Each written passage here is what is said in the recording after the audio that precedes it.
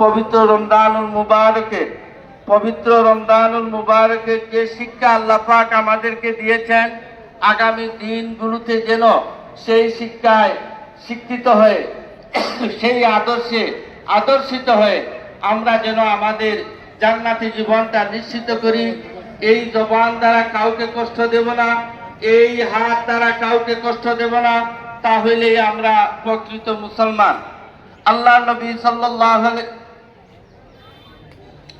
মৌলানা মাহমুদ সাহেব আমারই বন্ধুবর, আল্লাহ তার দোয়ার মাধ্যমে তার বাচ্চার সামনে রাখছেন, আল্লাহ কবুল করছে। এরপরে তো আল্লাহ হায়াতে তার বাচ্চার সামনে রাখছেন।